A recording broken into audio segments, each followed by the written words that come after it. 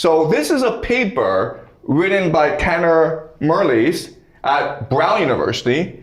And what this author talks about is how the Pentagon and Hollywood are aligned together. All right, so can you read the three major takeaways, Amber?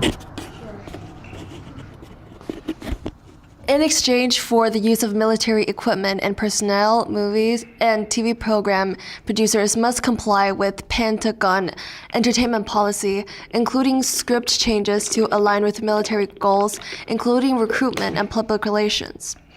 Since the inception of the Hollywood entertainment industry more than a century ago, over 2,500 war-themed movies and TV programs have been made with Pentagon assistance.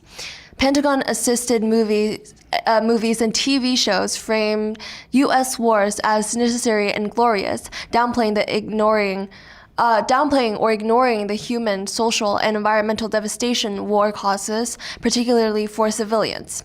U.S. soldiers are typically cast as noble protagonists, while those non-U.S. peoples deemed enemies of America are constantly stereotyped.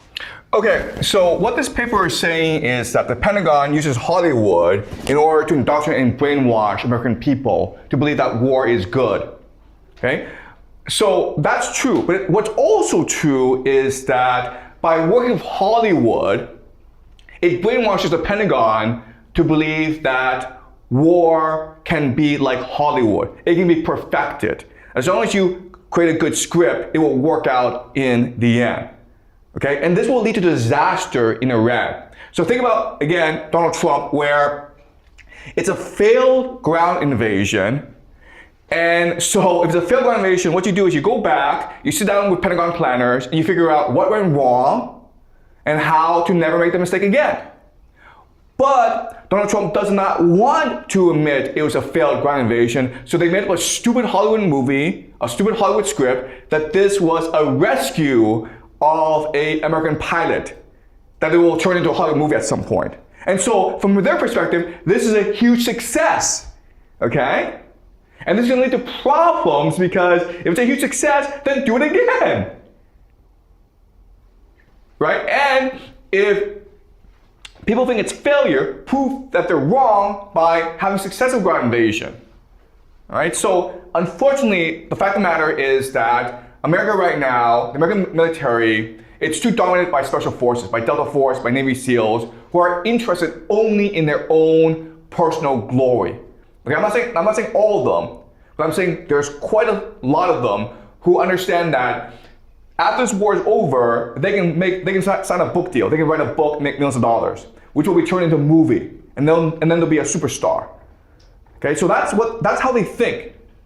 And what they should be thinking about are organization, logistics, and economics, because these are the three things that win wars. All right? Okay, any questions, guys?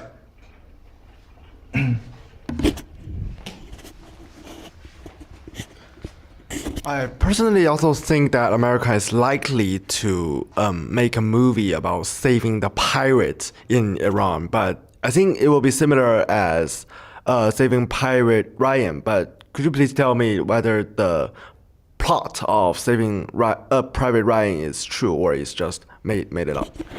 Yeah, it's just a made up movie. Yeah, most of these things are made up. Okay, they didn't really turn out the way that they do. But like the problem with Hollywood is that it's so seductive, it's so attractive that people think they're true, okay? People think that the movie is more true than real life. And that's how not only the Pentagon works, but also like all of American society works now.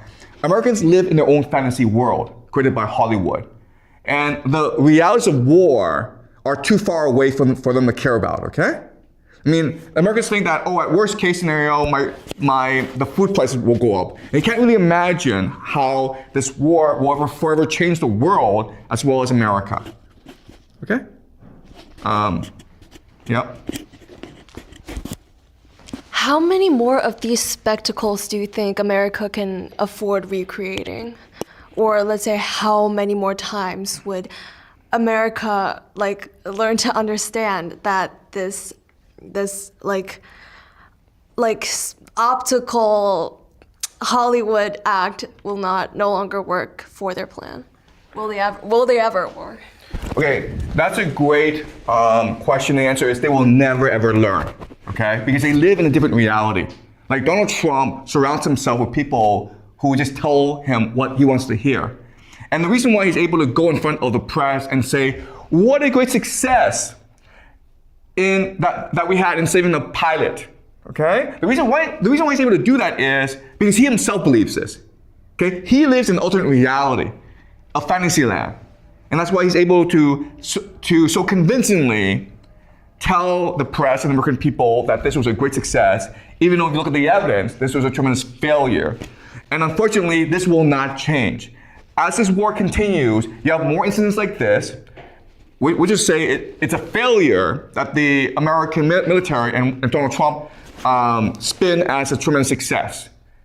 And so the American people will continue to believe that this war is going well. Okay? And we know this because this is exactly what happened in Ukraine. For the past few years, Russia has been dominating the battlefield and has been killing many, many Ukrainians. It's been a disaster for Ukraine, but you don't know this if you're American, if you're an average American, because the news tell you that this war is going great. One more day, guys, and Putin will fall. One more day, the Russian economy will collapse, the Russian people will revolt, and Putin will be out of office. One more day, and Ukrainians will reach Moscow, okay? Same situation here, where one more day, and Iran will surrender. One more day, the Iranian economy will collapse, the people will revolt, and then we'll have peace in the Middle East, okay? So unfortunately, this is modern war where it's really about optics.